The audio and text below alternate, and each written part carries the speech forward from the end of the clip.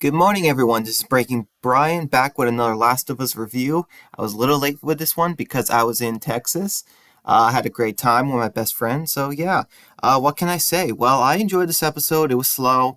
Went a little longer than I thought it would, but I mean, I still liked it. I still enjoyed it.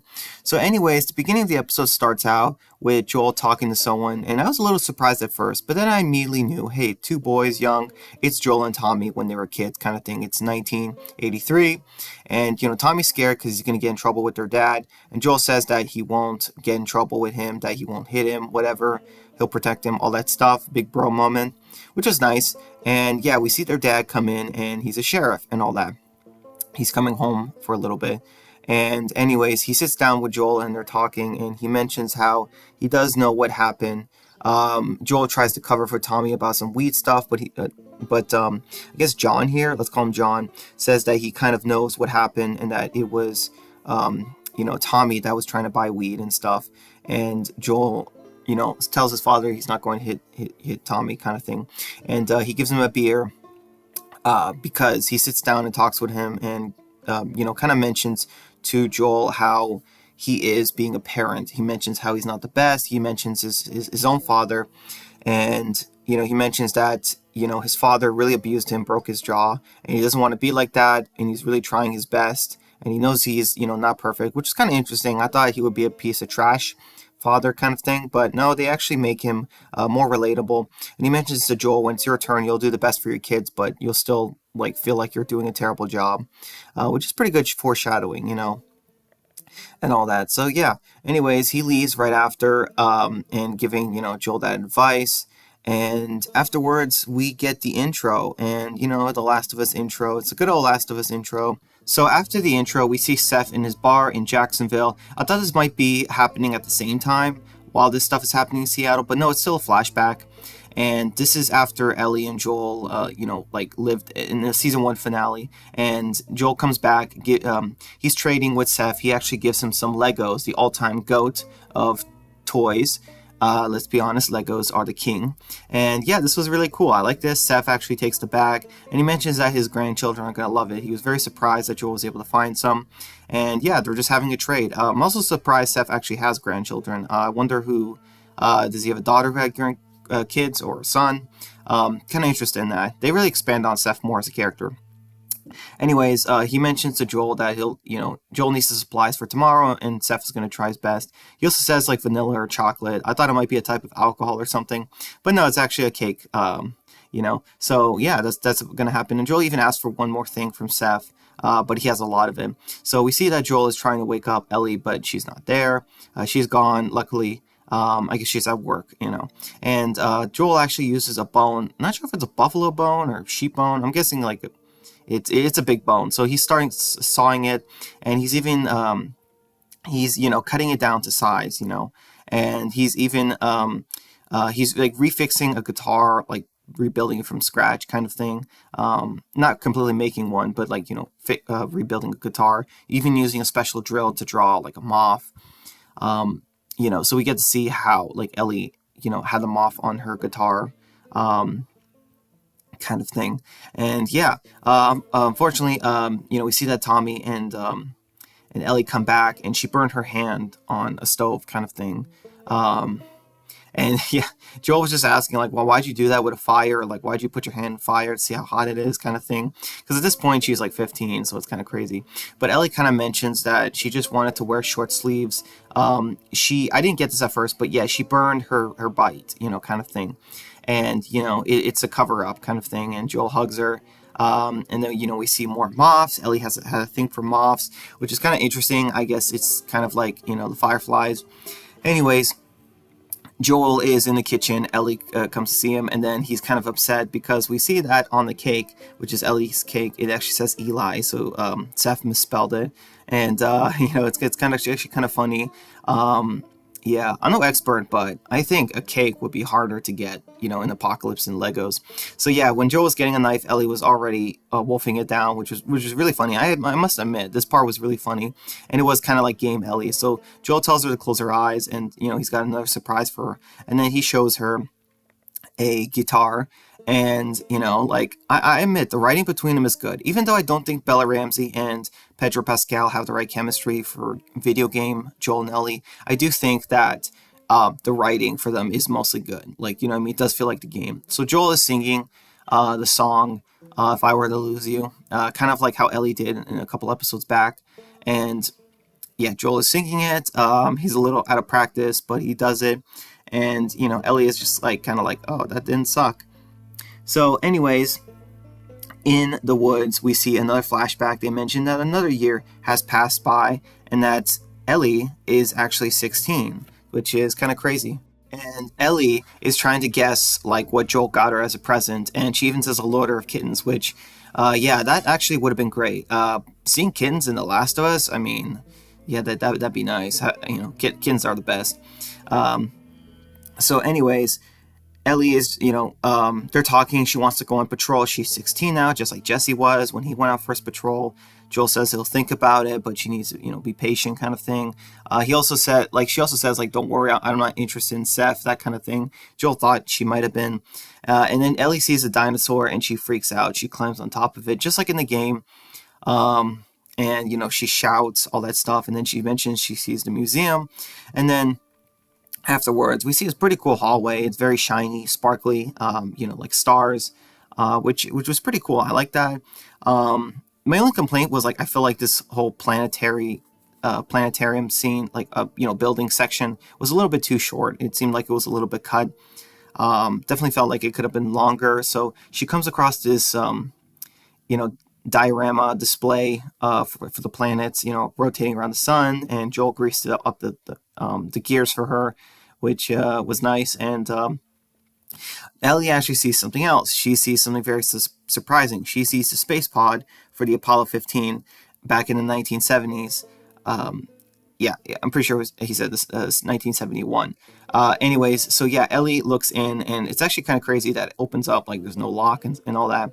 So Ellie is very surprised. She tries to go in. Joel tells her to get a space helmet, and just like in the game, she picks a helmet, and it's kind of funny because like this was from the game. Like they are faithfully adapting the game, and yeah. So Ellie steals a helmet and she puts it on, to avoid the people who, the real life fans who hate her portrayal of Ellie, to block out the hate. But I think like she does. I think sometimes Bella Ramsey does a decent job as Ellie, and most of the time she's just kind of okay, and then like sometimes she is flat. So yeah, Joel and Ellie close the hatch, which I mean, like imagine it's much harder to unlock. Like imagine if they accidentally sealed themselves in, that would have sucked.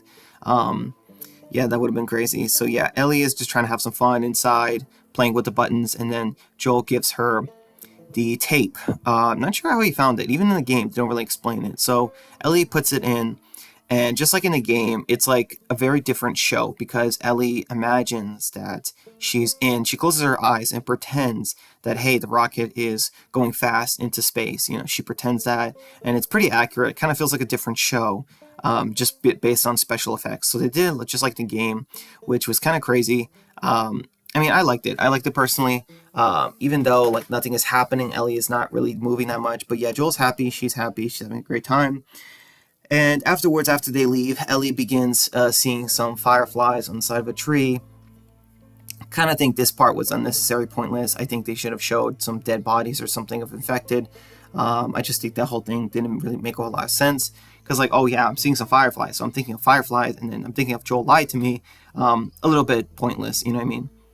Anyways, another year later, Ellie is 17 now. Joel comes back with a birthday cake, and now it is chocolate. Very nice, Joel. Unfortunately, Ellie was with Kat or whatever in her room and all that, and it's like, yeah, I don't even care. Joel is kind of upset. He's like, I came to give you a birthday cake, like. What the heck? Like, yeah, like, I must admit, like, I'm with Joel on this one. Like, what the heck, Ellie? Like, this is just insane. She was getting a tattoo from Kat, and they were, they were experimenting, and also there was a cigarette there. So, yeah, Joel's kind of mad at her that literally at 17, she's just doing a whole bunch of crazy stuff, which, I mean, is fair, and Ellie gets mad. And in the night, Ellie goes in the garage. She's thinking of moving out kind of thing, because Joel mentioned this is my house, so my rules. And Joel hears something, and he sees that Ellie is trying to move in the garage, which she didn't plan, because he mentions how it's pouring rain, there's no heat, there's no air in the garage, it's dirty, it's not ready. So yeah, Joel mentions that eventually just give him some time, and they'll figure out a compromise. And Ellie kind of mentions to Joel about her tattoo that she got, covering her bite a bit, like over her bite, and it's a moth, that whole thing. And Joel looks at it, mentions how it's not bad, and then eventually the next day, and for breakfast, he goes to the diner and sees Gail. She is reading her book, and he asks her about the whole moth stuff, about butterflies. But actually, a moth does not symbolize change like a butterfly. A moth symbolizes death, which, as you guys know, I'm a huge fan of death. So, yeah. Anyways, moving on, we have Ellie. She's packing up her things, her records, all that stuff. And I'm no expert, but shouldn't she wait for the garage to be fixed first before moving out? I'm no expert, but yeah. Anyways, we see more moth stuff. Um, Ellie drew a lot of them. She's a really good artist, And then we see 2 years later. So Ellie is actually 19, and this is, a little bit before the premiere. So Ellie is practicing. I knew she was practicing. She mentions that she has some questions about Jacksonville, things not adding up, things in her head. And like I said, we once again see that Joel is not there. She even had a list of questions she was going to ask, so that it was clear and precise, that kind of thing. And eventually Ellie gets up because Joel is at her door. He was knocking, and it's Ellie's 19th birthday, all that stuff. And we see Ellie going to the door. Joel is actually taking her out on her first patrol, and he asks her if there's anything wrong, and she says that no. So anyways, on patrol, Joel kind of mentions how they have a safe route, and that nothing crazy should happen, and that she needs to, practice, learn how to be a proper patrolman, that kind of thing. Which is kind of, yeah. So anyways, yeah, she's 19 now. She gets binoculars, all that stuff, so she's learning the ropes. Also, apparently this takes place 9 months before the season 1 premiere, which is interesting. Which would mean that Ellie is technically 20 in the present timeline. So anyways, Ellie and Joel, sorry, I almost said Jelly. That would be funny. Sorry about that. Yeah, so they're going around seeing them, and Joel gets a radio call. Apparently Adam and Eugene are missing. They had to deal with some infected, so they come across an area which is pretty dangerous, and apparently they're able to climb all the way down on foot.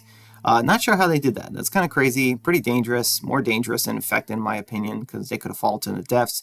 So yeah, Joel and Ellie are looking around, and the crazy thing is that as they're looking around, they see some infected, and then eventually they see a horse that is dragging a body. And I guess this is Adam, but why didn't they try to stop the horse? Like, what happened to him? Like, I don't know. Like, this whole part wasn't very clear to me. I definitely feel like this part should have been a little bit more clear of what happened to Adam, I guess. Yeah. So anyways, moving on, we have Ellie and Joel. They actually managed to find Eugene in the woods by himself, and he's still alive. And Joel aims his gun. He's a little hesitant because he finds out that Eugene was bit. Yeah, we find out Eugene was bit, so he's not going to make it too long. He probably only has like a few hours, kind of thing. I kind of forget sometimes how bites work in The Last of Us. Like, does it take an hour? Does it take minutes? I mean, it depends. Is it like The Walking Dead, where you can last 2 days at one point, but then you are killed like 2 minutes after getting bit?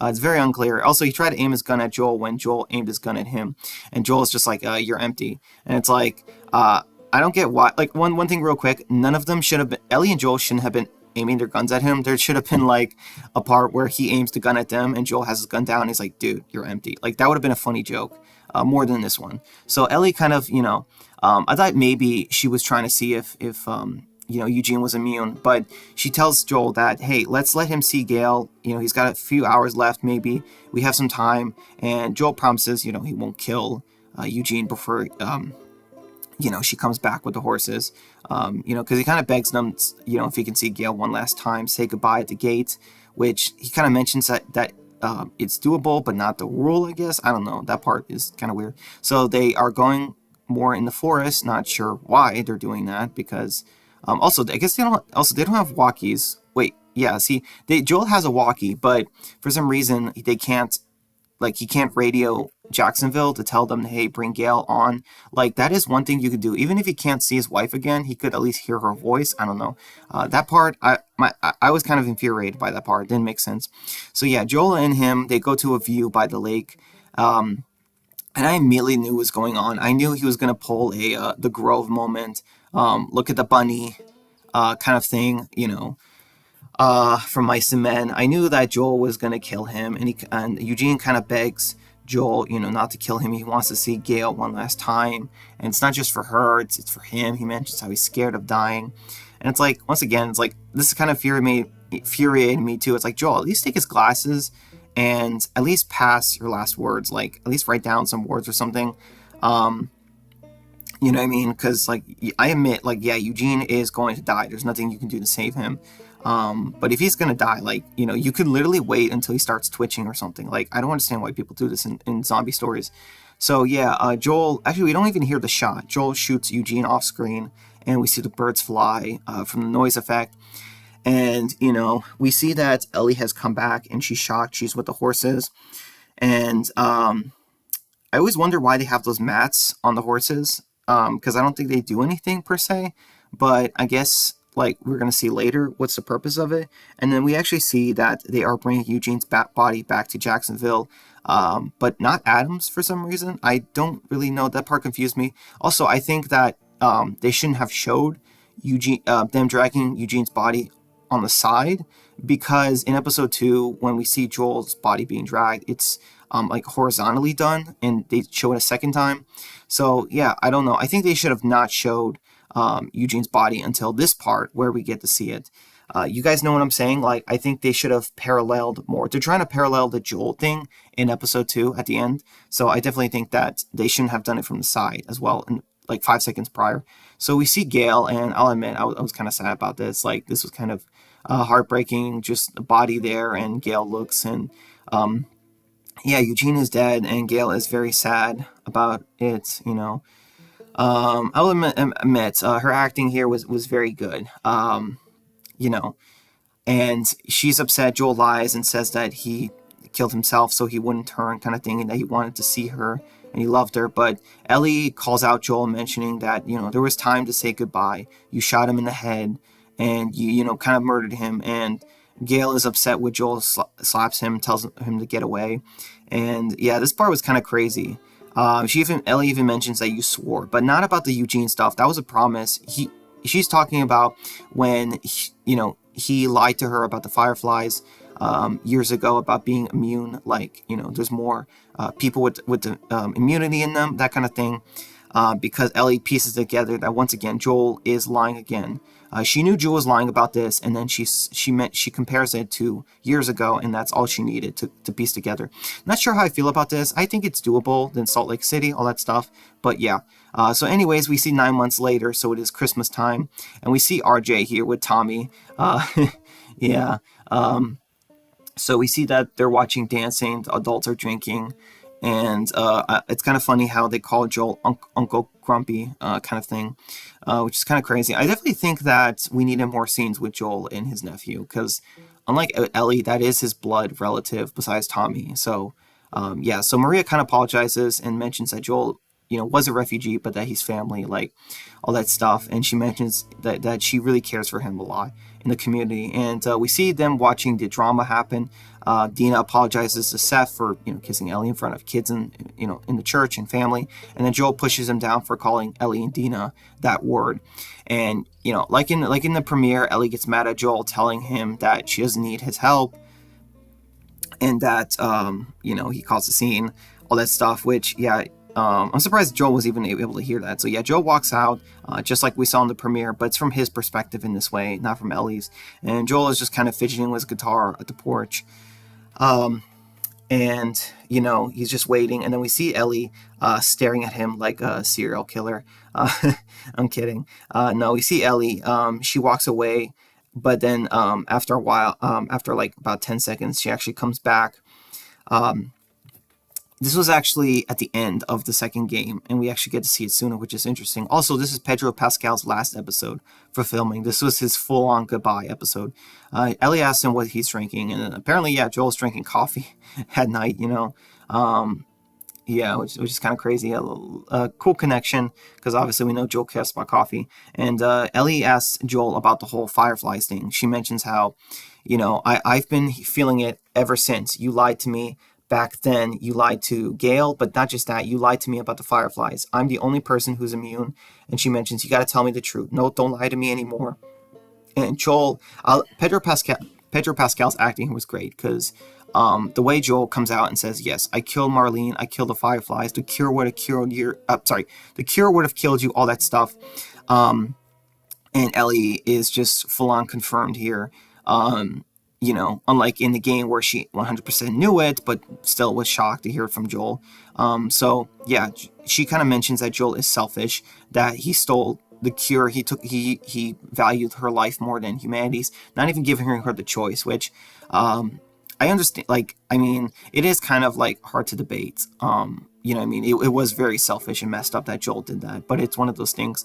And then we see in the present day, Ellie is in the rain, and she is going back to the theater, and it's the end of the episode, and I'm like, oh yeah, we get to see some of the present, like, oh, this is awesome. And then no, the episode just ends, like, right then and there, and I'm like, oh, come on, we couldn't have seen just a little bit of the present. We didn't get to see Abby at all. We didn't get to see Tommy, and I would say this episode was okay. Very boring, but just decent. Like, it didn't blow me away, but it was nice to see Pedro Pascal one last time. And I think as a flashback, this episode was still a lot of very much well done in many things. So anyways, in the season finale, we only have one episode left. We see that Ellie and Jesse are running, and, we have Jesse mentioning how this is not our fight. These two people are at wars. They're killing each other. And it's the Scars and, Seraphites and the WLF, the Wolves. So he's trying to convince her that they need to leave. Ellie is in the rain. She has been captured by some Scars, and, they're preparing to kill her, all that stuff. And once again, we see another person that is trying to rip off Death. And it's like, once again, like, seriously, those sickles belong to him. Like, seriously, give him back. Man, freaking make me pissed. So anyways, we see Dina. Jesse is coddling Dina, comforting her. She's been shot. She's pregnant. Not sure what's going to happen with that. Could they lose the baby? Not sure. We see Ellie in the rain, and she's heading to the park, the amusement park where Abby and her friends are, because we know what's going to happen there. We know that Mel and Owen are goners. And then boom, that's it. That's The Last of Us, so what can I say? This episode was not bad. It was not terrible. I had a few nitpicks with it, but I think Pedro Pascal did a great job in the episode. Flashbacks, I think in my opinion, were pretty well done. And I even think that Bella Ramsey's acting in some of the crying scenes she had were really good, actually. I'll admit, I actually did like them. So yeah, guys, that's going to be it for my review. Let me know what you thought about this episode down in the comments below. If you disagree or agree with me, please let me know. So yeah, guys, that's going to be it. Only one episode left, and boom, we have to wait another 2 years for season 3, where we're just going to get all Abby. So yeah. All right, guys, that's going to be it for my review. Take care. Bye.